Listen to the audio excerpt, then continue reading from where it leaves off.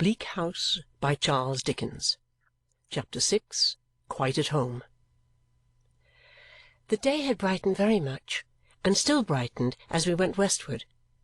We went our way through the sunshine and the fresh air, wondering more and more at the extent of the streets, the brilliancy of the shops, the great traffic, and the crowds of people whom the pleasanter weather seemed to have brought out like many-coloured flowers. By and by we began to leave the wonderful city and to proceed through suburbs which, of themselves, would have been a pretty large town in my eyes, and at last we got into a real country road again, with windmills, rickyards, milestones, farmers' waggons, scents of old hay, swinging signs and horse-troughs, trees, fields, and hedgerows. It was delightful to see the green landscape before us and the immense metropolis behind. And when a waggon with a train of beautiful horses, furnished with red trappings and clear-sounding bells, came by us with its music, I believe we could all three have sung to the bells, so cheerful were the influences around. "The whole road has been reminding me of my namesake Whittington," said Richard, "and that waggon is the finishing touch. Hullo! What's the matter?" We had stopped, and the waggon had stopped too. Its music changed as the horses came to a stand and subsided to a gentle tinkling, except when a horse tossed his head or shook himself and sprinkled off a little shower of bell-ringing. "Our postilion is looking after the waggoner," said Richard, "and the waggoner is coming back after us. Good day, friend." The waggoner was at our coach door. "Why, here's an extraordinary thing," added Richard, looking closely at the man. "He has got your name, Ada, in his hat."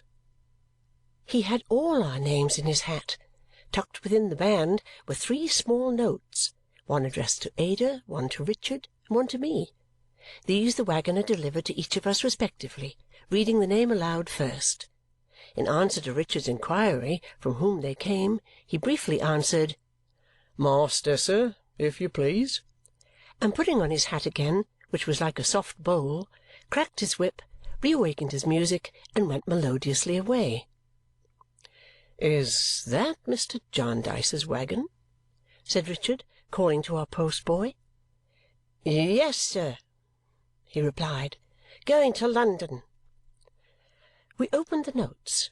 Each was a counterpart of the other and contained these words in a solid, plain hand: "I look forward, my dear, to our meeting easily and without constraint on either side.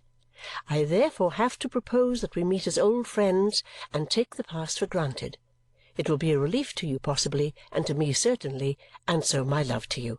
John Jarndyce." I had perhaps less reason to be surprised than either of my companions, having never yet enjoyed an opportunity of thanking one who had been my benefactor and sole earthly dependence through so many years.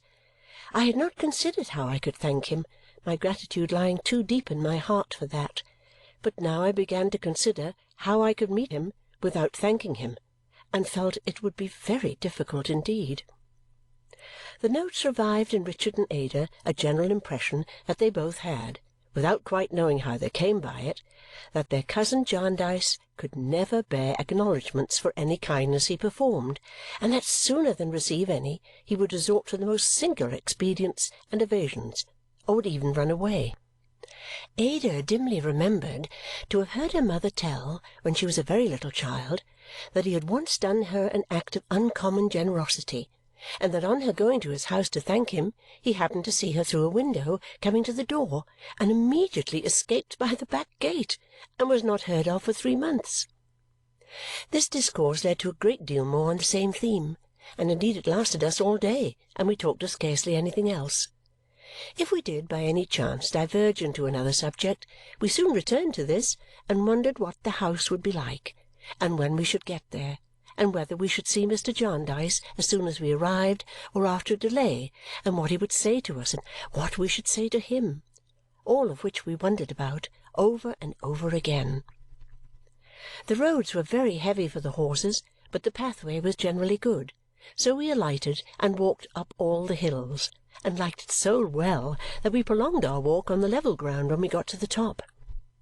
At Barnet there were other horses waiting for us, but as they had only just been fed, we had to wait for them too, and got a long fresh walk over a common and an old battlefield before the carriage came up. These delays so protracted the journey that the short day was spent and the long night had closed in before we came to St. Albans, near to which town Bleak House was, we knew. By that time we were so anxious and nervous that even Richard confessed, as we rattled over the stones of the old street, to feeling an irrational desire to drive back again. As to Ada and me, whom he had wrapped up with great care, the night being sharp and frosty, we trembled from head to foot. When we turned out of the town, round a corner, and Richard told us that the post-boy, who had for a long time sympathized with our heightened expectation, was looking back and nodding, we both stood up in the carriage, Richard holding Ada lest she should be jolted down, and gazed round upon the open country and the starlight night for our destination. There was a light sparkling on the top of a hill before us, and the driver, pointing to it with his whip and crying, "That's Bleak House!"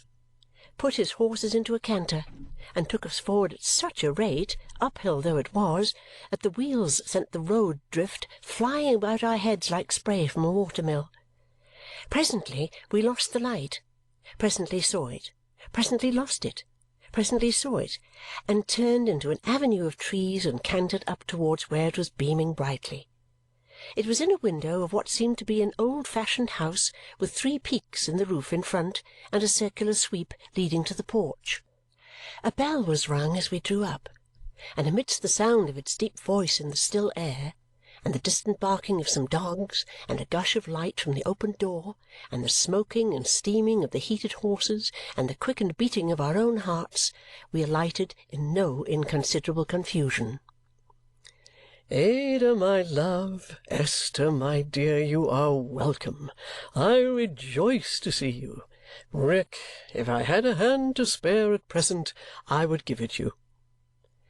The gentleman who said these words, in a clear, bright, hospitable voice, had one of his arms round Ada's waist and the other round mine, and kissed us both in a fatherly way, and bore us across the hall into a ruddy little room, all in a glow with a blazing fire.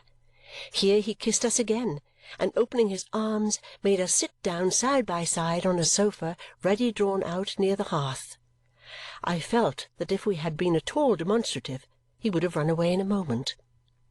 "Now, Rick," said he, "I have a hand at liberty. A word in earnest is as good as a speech. I am heartily glad to see you. You are at home. Warm yourself." Richard shook him by both hands with an intuitive mixture of respect and frankness, and only saying, though with an earnestness that rather alarmed me, I was so afraid of Mr. Jarndyce's suddenly disappearing, "You are very kind, sir. We are very much obliged to you," laid aside his hat and coat and came up to the fire. "And how did you like the ride? And how did you like Mrs. Jellyby, my dear?" said Mr. Jarndyce to Ada. While Ada was speaking to him in reply, I glanced, I need not say with how much interest, at his face. It was a handsome, lively, quick face, full of change and motion, and his hair was a silvered iron grey. I took him to be nearer 60 than 50, but he was upright, hearty, and robust. From the moment of his first speaking to us, his voice had connected itself with an association in my mind that I could not define. But now, all at once, a something sudden in his manner and a pleasant expression in his eyes recalled the gentleman in the stage-coach 6 years ago, on the memorable day of my journey to Reading. I was certain it was he. I never was so frightened in my life as when I made the discovery, for he caught my glance, and appearing to read my thoughts, gave such a look at the door that I thought we had lost him. However, I am happy to say he remained where he was and asked me what I thought of Mrs. Jellyby. "She exerts herself very much for Africa, sir," I said. "Nobly," returned Mr. Jarndyce. "But you answer like Ada." Whom I had not heard. "You all think something else, I see." "We rather thought," said I, glancing at Richard and Ada, who entreated me with their eyes to speak, "that perhaps she was a little unmindful of her home?" "Floored!" cried Mr. Jarndyce. I was rather alarmed again. "Well, I want to know your real thoughts, my dear. I may have sent you there on purpose."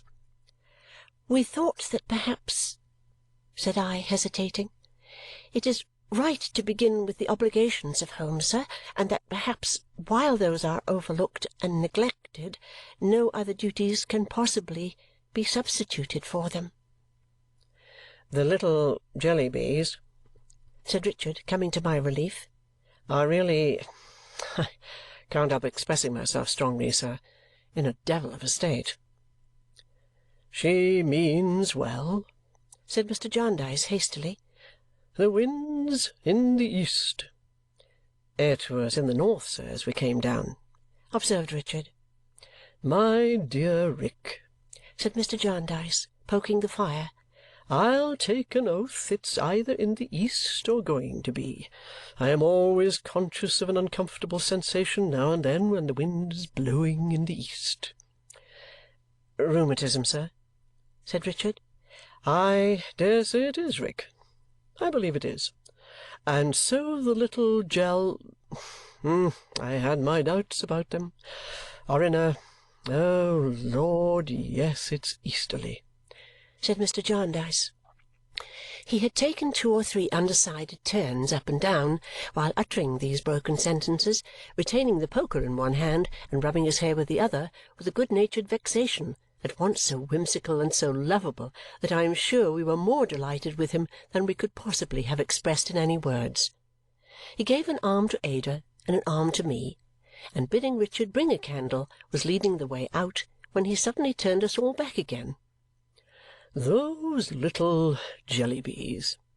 Couldn't you didn't you now, if it had rained sugar plums or 3-cornered raspberry tarts or anything of that sort," said Mr. Jarndyce.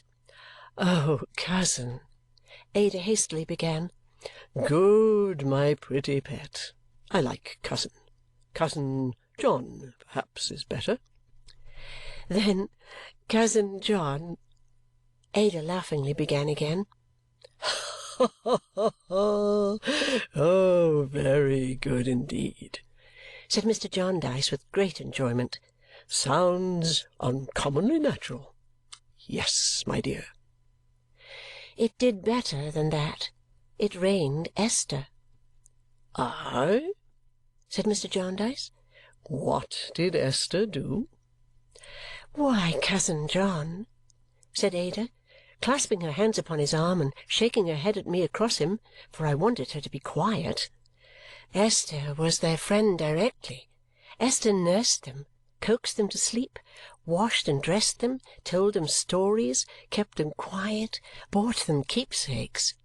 My dear girl, I had only gone out with Peepy after he was found and given him a little tiny horse. And, cousin John, she softened poor Caroline, the eldest one, so much and was so thoughtful for me and so amiable. No, no, I won't be contradicted, Esther dear. You know it's true." The warm-hearted darling leaned across her cousin John and kissed me, and then, looking up in his face, boldly said, "At all events, cousin John, I will thank you for the companion you have given me." I felt as if she challenged him to run away, but he didn't. "Where did you say the wind was, Rick?" asked Mr. Jarndyce. "In the north as we came down, sir." "You are right. There's no east in it. A mistake of mine. Come, girls, come and see your home." It was one of those delightfully irregular houses where you go up and down steps out of one room into another, and where you come upon more rooms when you think you have seen all there are, and where there is a bountiful provision of little halls and passages, and where you find still older cottage rooms in unexpected places, with lattice windows and green growth pressing through them. Mine, which we entered first, was of this kind, with an up-and-down roof that had more corners in it than I ever counted afterwards, and a chimney. There was a wood fire on the hearth, paved all around with pure white tiles, in every one of which a bright miniature of the fire was blazing. Out of this room you went down 2 steps into a charming little sitting-room, looking down upon a flower-garden, which room was henceforth to belong to Ada and me. Out of this you went up 3 steps into Ada's bedroom, which had a fine broad window commanding a beautiful view. We saw a great expanse of darkness lying underneath the stars, to which there was a hollow window-seat in which, with a spring-lock, 3 dear Adas might have been lost at once. Out of this room you passed into a little gallery, with which the other best rooms, only 2, communicated, and so, by a little staircase of shallow steps with a number of corner stairs in it, considering its length, down into the hall. But if instead of going out at Ada's door, you came back into my room, and went out at the door by which you had entered it, and turned up a few crooked steps that branched off in an unexpected manner from the stairs, you lost yourself in passages with mangles in them, and 3-cornered tables, and a native Hindu chair, which was also a sofa, a box, and a bedstead, and looked in every form something between a bamboo skeleton and a great bird-cage, and had been brought from India, nobody knew by whom or when. From these you came on Richard's room, which was part library, part sitting-room, part bedroom, and seemed indeed a comfortable compound of many rooms. Out of that you went straight, with a little interval of passage, to the plain room where Mr. Jarndyce slept all the year round, with his window open, his bedstead without any furniture standing in the middle of the floor for more air, and his cold bath gaping for him in a smaller room adjoining. Out of that you came into another passage, where there were back stairs, and where you could hear the horses being rubbed down outside the stable, and being told to hold up and get over as they slipped about very much on the uneven stones. Or you might, if you came out at another door, every room had at least 2 doors, go straight down to the hall again by 6 steps and a low archway, wondering how you got back there or had ever got out of it. The furniture, old-fashioned rather than old, like the house, was as pleasantly irregular. Ada's sleeping-room was all flowers, in chintz and paper, in velvet and needlework, in the brocade of 2 stiff courtly chairs, which stood each attended by a little page of a stool for greater state, on either side of the fireplace. Our sitting-room was green, and had framed and glazed upon the walls numbers of surprising and surprised birds, staring out of pictures, at a real trout in a case, as brown and shining as if it had been served with gravy, at the death of Captain Cook, and at the whole process of preparing tea in China, as depicted by Chinese artists. In my room there were oval engravings of the months, ladies haymaking in short waists and large hats tied under their chin, for June, smooth-legged noblemen pointing with cocked hats to village steeples, for October. Half-length portraits and crayons abounded all through the house, but were so dispersed that I found the brother of a youthful officer of mine in the china-closet, and the grey old age of my pretty young bride with a flower in her bodice in the breakfast-room. As substitutes, I had 4 angels of Queen Anne's reign taking a complacent gentleman to heaven in festoons, with some difficulty, and a composition in needlework representing fruit, a kettle, and an alphabet. All the movables, from the wardrobes to the chairs and tables, hangings, glasses, even to the pincushions and scent bottles on the dressing-tables, displayed the same quaint variety. They agreed in nothing but their perfect neatness. Their display of the whitest linen, and their storing up, wheresoever the existence of a drawer, small or large, rendered it possible, of quantities of rose-leaves and sweet lavender. Such, with its illuminated windows, softened here and there by shadows of curtains, shining out upon the starlight night, with its light and warmth and comfort, with its hospitable jingle, at a distance, of preparations for dinner, with the face of its generous master brightening everything we saw, and just wind enough without to sound a low accompaniment to everything we heard, were our first impressions of Bleak House. "I am glad you like it," said Mr. Jarndyce when he had brought us round again to Ada's sitting-room.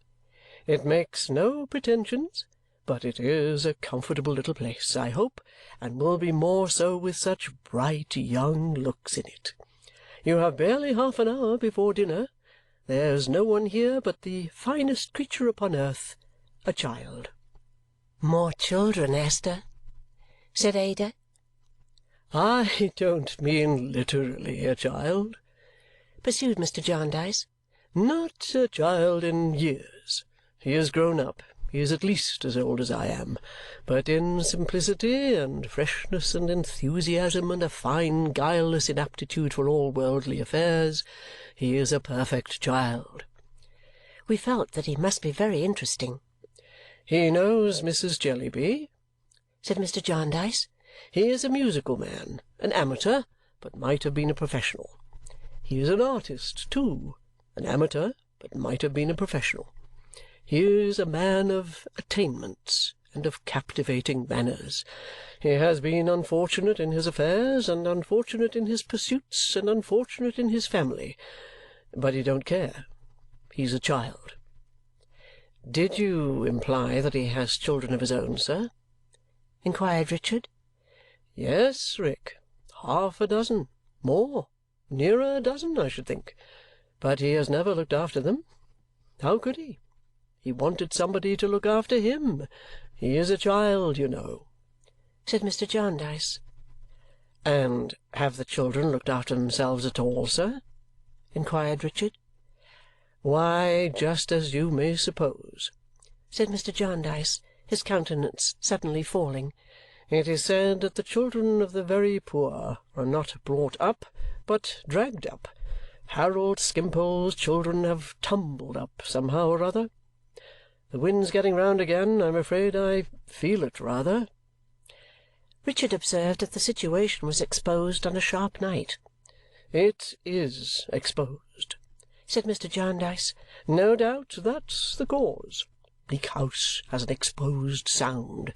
But you are coming my way. Come along." Our luggage having arrived, and being all at hand, I was dressed in a few minutes and engaged in putting my worldly goods away, when a maid, not the one in attendance upon Ada, but another whom I had not seen, brought a basket into my room with 2 bunches of keys in it, all labelled. "For you, miss, if you please," said she. "For me?" said I. "The housekeeping keys, miss." I showed my surprise, for she added with some little surprise on her own part, "I was told to bring them as soon as you was alone, Miss Summerson, if I don't deceive myself." "Yes," said I, "that is my name." "The large bunch is the housekeeping, and the little bunch is the cellars, miss. Any time you was pleased to appoint to-morrow morning, I was to show you the presses and things they belong to." I said I would be ready at 6:30, and after she was gone, stood looking at the basket, quite lost in the magnitude of my trust. Ada found me thus, and had such a delightful confidence in me when I showed her the keys and told her about them that it would have been insensibility and ingratitude not to feel encouraged. I knew, to be sure, that it was the dear girl's kindness, but I liked to be so pleasantly cheated. When we went downstairs, we were presented to Mr. Skimpole, who was standing before the fire, telling Richard how fond he used to be, in his school-time, of football. He was a little bright creature with a rather large head, but a delicate face and a sweet voice, and there was a perfect charm in him. All he said was so free from effort and spontaneous, and was said with such a captivating gaiety, that it was fascinating to hear him talk. Being of a more slender figure than Mr. Jarndyce, and having a richer complexion with browner hair, he looked younger. Indeed, he had more the appearance in all respects of a damaged young man than a well-preserved elderly one. There was an easy negligence in his manner, and even in his dress. His hair carelessly disposed, and his neckerchief loose and flowing, as I have seen artists paint their own portraits, which I could not separate from the idea of a romantic youth who had undergone some unique process of depreciation. It struck me as being not at all like the manner or appearance of a man who had advanced in life by the usual roads of years, cares, and experiences. I gathered from the conversation that Mr. Skimpole had been educated for the medical profession and had once lived, in his professional capacity, in the household of a German prince. He told us, however, that as he had always been a mere child in point of weights and measures, and had never known anything about them except that they disgusted him, he had never been able to prescribe with the requisite accuracy of detail.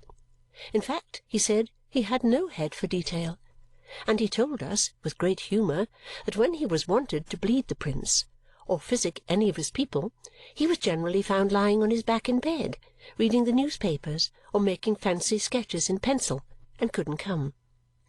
The prince, at last, objecting to this, in which, said Mr. Skimpole in the frankest manner, he was perfectly right, the engagement terminated, and Mr. Skimpole having, as he added with delightful gaiety, "nothing to live upon but love, fell in love and married and surrounded himself with rosy cheeks."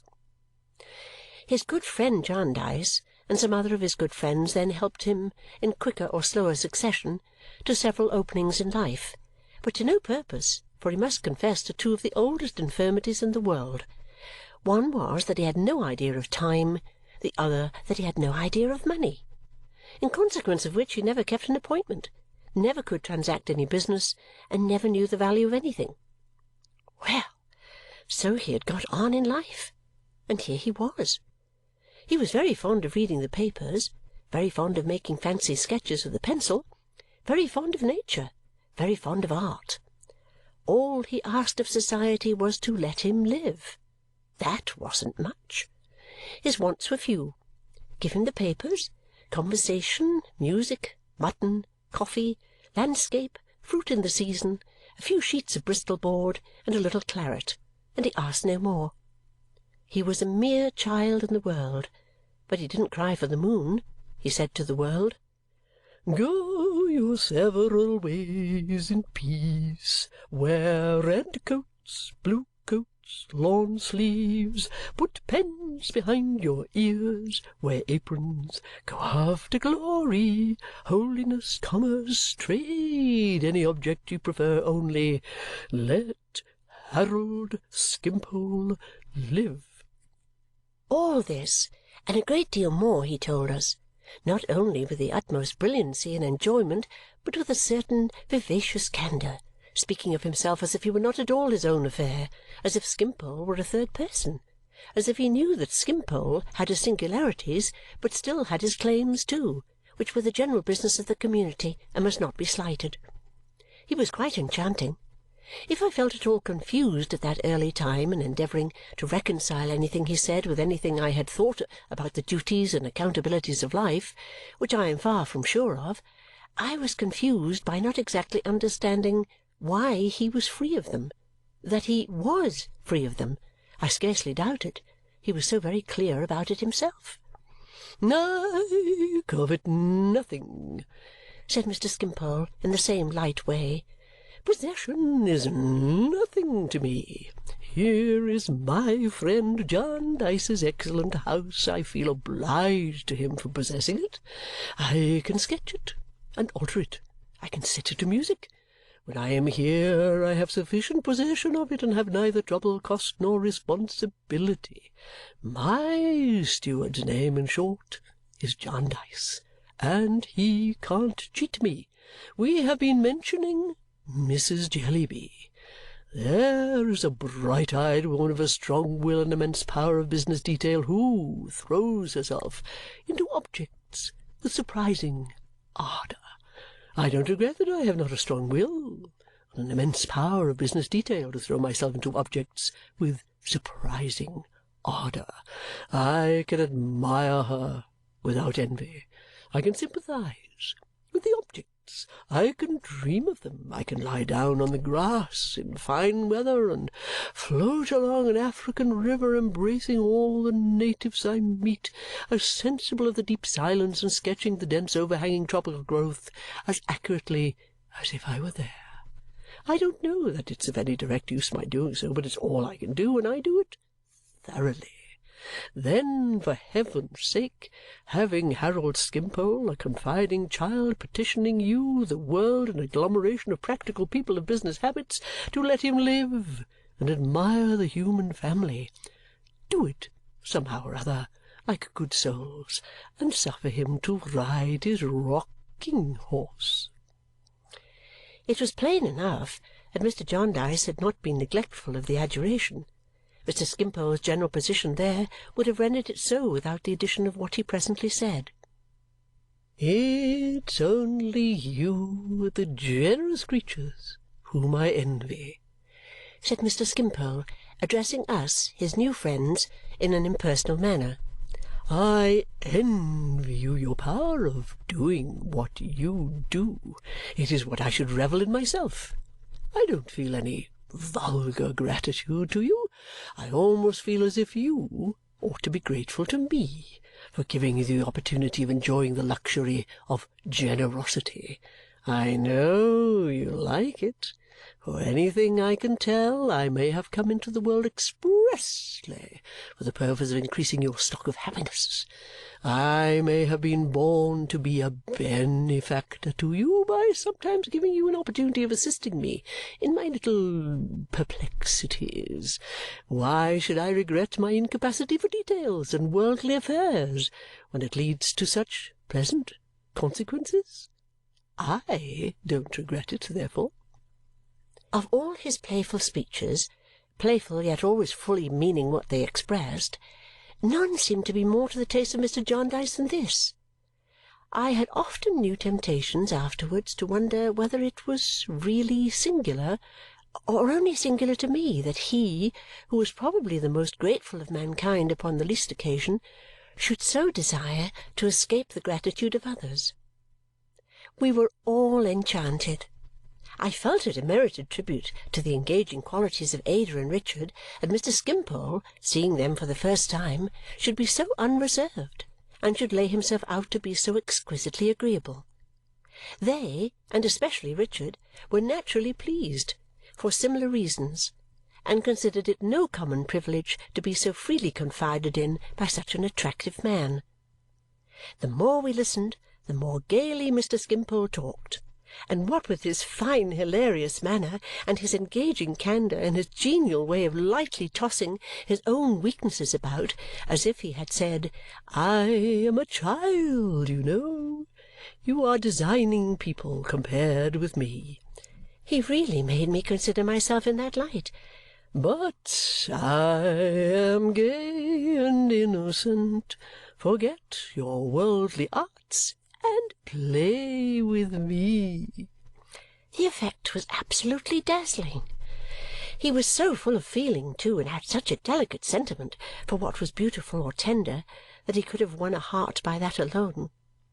In the evening, when I was preparing to make tea, and Ada was touching the piano in the adjoining room and softly humming a tune to her cousin Richard, which they had happened to mention, he came and sat down on the sofa near me, and so spoke of Ada that I almost loved him. "She is like the morning," he said, "with that golden hair, those blue eyes, and that fresh bloom on her cheek. She is like the summer morning. The birds here will mistake her for it. We will not call such a lovely young creature as that, who is a joy to all mankind, an orphan. She is the child of the universe." Mr. Jarndyce, I found, was standing near us with his hands behind him and an attentive smile upon his face. "The universe," he observed, "makes rather an indifferent parent, I'm afraid." "Oh, I don't know," cried Mr. Skimpole buoyantly. "I think I do know," said Mr. Jarndyce. "Well," cried Mr. Skimpole, "you know the world, which in your sense is the universe, and I know nothing of it. So you shall have your way. But if I had mine," glancing at the cousins, "there should be no brambles of sordid realities in such a path as that. It should be strewn with roses. It should lie through bowers where there was no spring, autumn, nor winter, but perpetual summer. Age or change should never wither it. The base word, money, should never be breathed near it. Mr. Jarndyce patted him on the head with a smile, as if he had been really a child, and passing a step or two on, and stopping a moment, glanced at the young cousins.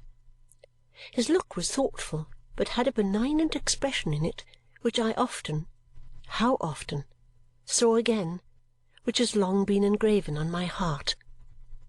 The room in which they were, communicating with that in which he stood, was only lighted by the fire. Ada sat at the piano. Richard stood beside her, bending down. Upon the wall their shadows blended together, surrounded by strange forms, not without a ghostly motion caught from the unsteady fire, though reflecting from motionless objects. Ada touched the notes so softly and sang so low that the wind, sighing away to the distant hills, was as audible as the music. The mystery of the future and the little clue afforded to it by the voice of the present seemed expressed in the whole picture. But it is not to recall this fancy, well as I remember it, that I recall the scene. First, I was not quite unconscious of the contrast in respect of meaning and intention between the silent look directed that way and the flow of words that had preceded it. Secondly, though Mr. Jarndyce's glance as he withdrew it rested but for a moment on me, I felt as if in that moment he confided to me, and knew that he confided to me, and that I received the confidence. His hope that Ada and Richard might one day enter on a dearer relationship. Mr. Skimpole could play on the piano and the violoncello, and he was a composer, had composed half an opera once, but got tired of it, and played what he composed with taste. After tea we had quite a little concert, in which Richard, who was enthralled by Ada's singing and told me that she seemed to know all the songs that ever were written, and Mr. Jarndyce and I were the audience. After a little while I missed first Mr. Skimpole and afterwards Richard, and while I was thinking how could Richard stay away so long and lose so much, the maid who had given me the keys looked in at the door, saying, "If you please, miss, could you spare a minute?" When I was shut out with her in the hall, she said, holding up her hands, "Oh, if you please, miss, Mr. Carstone says would you come upstairs to Mr. Skimpole's room. He's been took, miss." "Took?" said I. "Took, miss, sudden," said the maid. I was apprehensive that his illness might be of a dangerous kind, but of course I begged her to be quiet and not disturb any one, and collected myself, as I followed her quickly upstairs, sufficiently to consider what were the best remedies to be applied if it should prove to be a fit.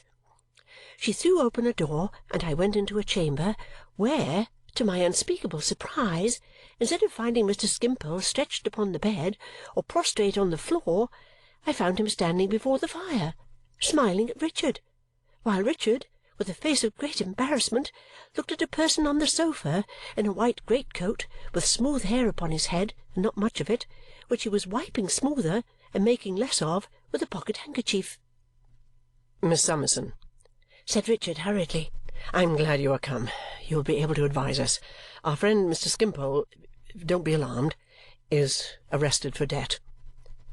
"And really, my dear Miss Summerson," said Mr. Skimpole with his agreeable candour, "I never was in a situation in which that excellent sense and quiet habit of method and usefulness which anybody must observe in you who has the happiness of being a quarter of an hour in your society was more needed." The person on the sofa, who appeared to have a cold in his head, gave such a very loud snort that he startled me. "Are you arrested for much, sir?" I inquired of Mr. Skimpole. "My dear Miss Summerson," said he, shaking his head pleasantly, "I don't know. Some pounds, odd shillings, and halfpence, I think, were mentioned." "It's £24.16 and sevenpence halfpenny," observed the stranger. "That's what it is." "And it sounds somehow it sounds," said Mr. Skimpole, "like a small sum?" The strange man said nothing, but made another snort. It was such a powerful one that it seemed quite to lift him out of his seat. "Mr. Skimpole," said Richard to me, "has a delicacy in applying to my cousin Jarndyce, because he has lately— I think, sir, I understood you that you had lately—" "Oh, yes," returned Mr. Skimpole, smiling, "though I forgot how much it was and when it was. Jarndyce would readily do it again, but I have the epicure-like feeling that I would prefer a novelty in help, that I would rather," and he looked at Richard and me, "develop generosity in a new soil and in a new form of flower." "What do you think will be best, Miss Summerson?" said Richard aside. I ventured to inquire, generally, before replying, what would happen if the money were not produced. "Jail," said the strange man, coolly putting his handkerchief into his hat, which was on the floor at his feet, "or Corvinces." "May I ask, sir, what is—" "Corvinces," said the strange man. "a house." Richard and I looked at one another again. It was a most singular thing that the arrest was our embarrassment and not Mr. Skimpole's. He observed us with a genial interest, but there seemed, if I may venture on such a contradiction, nothing selfish in it. He had entirely washed his hands of the difficulty, and it had become ours. "I thought," he suggested, as if good-naturedly to help us out, "that being parties in a Chancery suit concerning, as people say, a large amount of property, Mr. Richard or his beautiful cousin, or both, could sign something, or make over something, or give some sort of undertaking, or pledge, or bond. I don't know what the business name of it may be, but I suppose there is some instrument within their power that would settle this." "Not a bit on it," said the strange man. "Really?" returned Mr. Skimpole. "That seems odd, now, to one who is no judge of these things."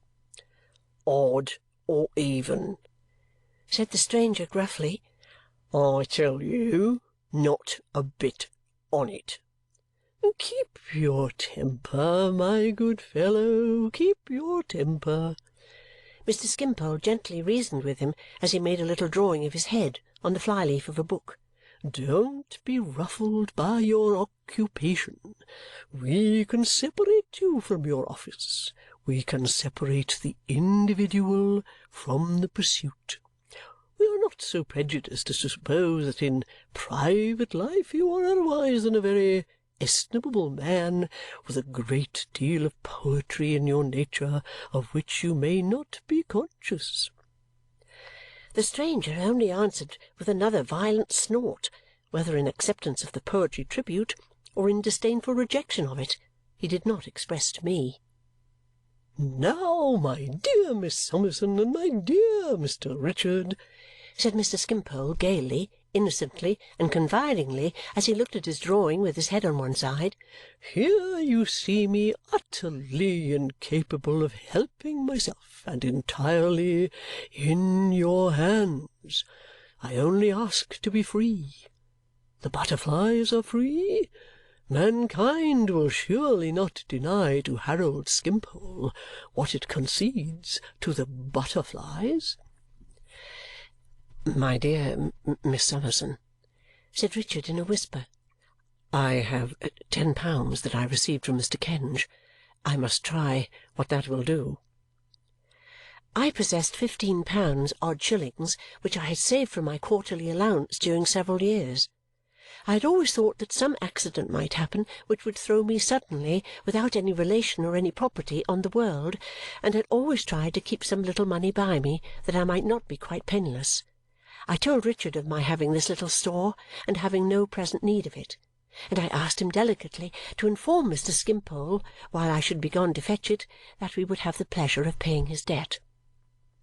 When I came back, Mr. Skimpole kissed my hand and seemed quite touched, not on his own account, I was again aware of that perplexing and extraordinary contradiction, but on ours, as if personal considerations were impossible with him, and the contemplation of our happiness alone affected him.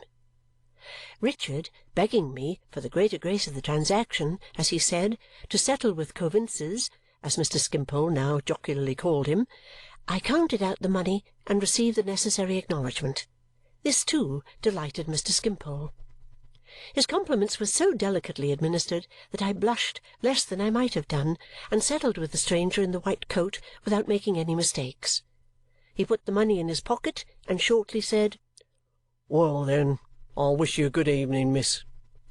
"My friend," said Mr. Skimpole, standing with his back to the fire after giving up the sketch when it was half finished, "I should like to ask you something, without offence." I think the reply was, "Cut away, then." "Did you know this morning, now, that you were coming out on this errand?" said Mr. Skimpole. "Knowed it yesterday afternoon at tea-time," said Coavinses. "It didn't affect your appetite? Didn't make you at all uneasy?" "Not a bit," said Coavinses.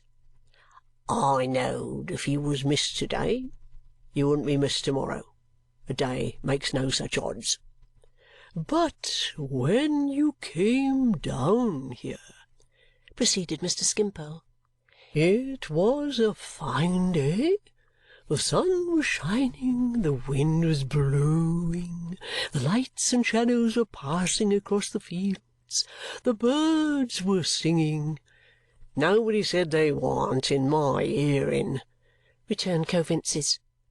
"No," observed Mr. Skimpole. "but what did you think upon the road?" "What do you mean?" growled Coavinses with an appearance of strong resentment. "Think! I've got enough to do, and little enough to get for it without thinking. Thinking!" with profound contempt. "Then you didn't think, at all events," proceeded Mr. Skimpole, "to this effect. Harold Skimpole loves to see the sunshine, loves to hear the wind blow, loves to watch the changing lights and shadows, loves to hear the birds, those choristers in nature's great cathedral, and does it seem to me that I am about to deprive Harold Skimpole of his share in such possessions, which are his only birthright? You thought nothing to that effect?" "I certainly did not," said Coavinses, whose doggedness in utterly renouncing the idea was of that intense kind that he could only give adequate expression to by putting a long interval between each word and accompanying the last with a jerk that might have dislocated his neck. "Very odd and very curious the mental process is in you men of business," said Mr. Skimpole thoughtfully. "Thank you, my friend. Good night." As our absence had been long enough already to seem strange downstairs, I returned at once and found Ada sitting at work by the fireside talking to her cousin John. Mr. Skimpole presently appeared, and Richard shortly after him. I was sufficiently engaged during the remainder of the evening in taking my first lesson in backgammon from Mr. Jarndyce, who was very fond of the game and from whom I wished, of course, to learn it as quickly as I could, in order that I might be of the very small use of being able to play when he had no better adversary. But I thought occasionally, when Mr. Skimpole played some fragment of his own compositions, or when, both at the piano and the violoncello, and at our table, he preserved, with an absence of all effort, his delightful spirits and his easy flow of conversation, that Richard and I seemed to retain the transferred impression of having been arrested since dinner, and that it was very curious altogether. It was late before we separated, for when Ada was going at 11 o'clock, Mr. Skimpole went to the piano and rattled hilariously that the best of all ways to lengthen our days was to steal a few hours from night, my dear. It was past 12 before he took his candle and his radiant face out of the room, and I think he might have kept us there, if he had seen fit, until daybreak. Ada and Richard were lingering for a few moments by the fire, wondering whether Mrs. Jellyby had yet finished her dictation for the day, when Mr. Jarndyce, who had been out of the room, returned. "Oh, dear me, what's this, what's this?" he said, rubbing his head and walking about with his good-humoured vexation. "What's this they tell me? Rick, my boy, Esther, my dear, what have you been doing? Why did you do it? How could you do it? How much apiece was it? The wind's round again. I feel it all over me." We neither of us quite knew what to answer. "Come, Rick, come. I must settle this before I sleep. How much are you out of pocket? You two made the money up, you know. Why did you? How could you? Oh, Lord, yes, it's due east. Must be." "Really, sir," said Richard, "I don't think it would be honourable in me to tell you. Mr. Skimpole relied upon us." "Lord bless you, my dear boy, he relies upon everybody," said Mr. Jarndyce, giving his head a great rub and stopping short. "Indeed, sir?" "Everybody. And he'll be in the same scrape again next week," said Mr. Jarndyce, walking again at a great pace with a candle in his hand that had gone out. "He's always in the same scrape. He was born in the same scrape. I verily believe the announcement in the newspapers when his mother was confined was, 'On Tuesday last at her residence in Botheration Buildings, Mrs. Skimpole of a son in difficulties.'"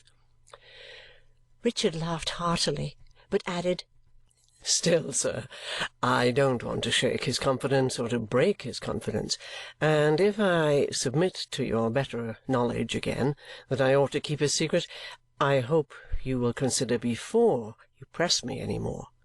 Of course, if you do press me, sir, I shall know I am wrong and will tell you." "Well!" cried Mr. Jarndyce, stopping again and making several absent endeavours to put his candlestick in his pocket. Here, take it away, my dear. I don't know what I am about with it. It's all the wind invariably has that effect. I won't press you, Rick, you may be right, but really, to get hold of you and Esther and to squeeze you like a couple of tender young St. Michael's oranges, it'll blow a gale in the course of the night." He was now alternately putting his hands into his pockets as if he were going to keep them there a long time, and taking them out again, and vehemently rubbing them all over his head. I ventured to take this opportunity of hinting that Mr. Skimpole, being in all such matters quite a child— "Eh, my dear?" said Mr. Jarndyce, catching at the word. "Being quite a child, sir," said I, "and so different from other people." "You are right," said Mr. Jarndyce, brightening. "Your woman's wit hits the mark. He is a child, an absolute child. I told you he was a child, you know, when I first mentioned him." "Certainly, certainly," we said. "And he is a child. Now, isn't he?" asked Mr. Jarndyce, brightening more and more. "He was indeed," we said. "When you come to think of it, it's the height of childishness in you, I mean me," said Mr. Jarndyce, "to regard him for a moment as a man. You can't make him responsible. The idea of Harold Skimpole with designs or plans or knowledge of consequences!" It was so delicious to see the clouds about his bright face clearing, and to see him so heartily pleased, and to know, as it was impossible not to know, that the source of his pleasure was the goodness which was tortured by condemning or mistrusting or secretly accusing any one, that I saw the tears in Ada's eyes while she echoed his laugh and felt them in my own. "Why, what a cod's head and shoulders I am," said Mr. Jarndyce, "to require reminding of it. The whole business shows the child from beginning to end. Nobody but a child would have thought of singling you two out for parties in the affair. Nobody but a child would have thought of your having the money. If it had been £1,000, it would have been just the same," said Mr. Jarndyce with his whole face in a glow. We all confirmed it from our night's experience. "To be sure, to be sure," said Mr. Jarndyce. "However, Rick, Esther, and you too, Ada, for I don't know that even your little purse is safe from his inexperience, I must have a promise all round that nothing of this sort shall ever be done any more. No advances, not even sixpences." We all promised faithfully, Richard with a merry glance at me, touching his pocket as if to remind me that there was no danger of our transgressing. "As to Skimpole," said Mr. Jarndyce, "a habitable doll's house with good board and a few tin people to get into debt with and borrow money of would set the boy up in life. He is in a child's sleep by this time, I suppose. It's time I should take my craftier head to my more worldly pillow. Good night, my dears. God bless you." He peeped in again with a smiling face before we had lighted our candles and said, "Oh, I have been looking at the weathercock. I find it was a false alarm about the wind. It's in the south," and went away singing to himself. Ada and I agreed, as we talked together for a little while upstairs, that this caprice about the wind was a fiction, and that he used the pretence to account for any disappointment he could not conceal, rather than he would blame the real cause of it or disparage or depreciate any one. We thought this very characteristic of his eccentric gentleness, and of the difference between him and those petulant people who make the weather and the winds, particularly that unlucky wind which he had chosen for such a different purpose, the stalking horses of their splenetic and gloomy humours. Indeed, so much affection for him had been added in this one evening to my gratitude that I hoped I already began to understand him through that mingled feeling. Any seeming inconsistencies in Mr. Skimpole or in Mrs. Jellyby I could not expect to be able to reconcile, having so little experience or practical knowledge. Neither did I try, for my thoughts were busy when I was alone, with Ada and Richard, and with the confidence I had seemed to receive concerning them. My fancy, made a little wild by the wind perhaps, would not consent to be all unselfish either, though I would have persuaded it to be so if I could. It wandered back to my godmother's house and came along the intervening track, raising up shadowy speculations which had sometimes trembled there in the dark as to what knowledge Mr. Jarndyce had of my earliest history, even as to the possibility of his being my father, though that idle dream was quite gone now. It was all gone now. I remembered, getting up from the fire. It was not for me to muse over bygones, but to act with a cheerful spirit and a grateful heart. So I said to myself, "Esther, Esther, Esther, duty, my dear," and gave my little basket of housekeeping keys such a shake that they sounded like little bells and rang me hopefully to bed. End of chapter 6.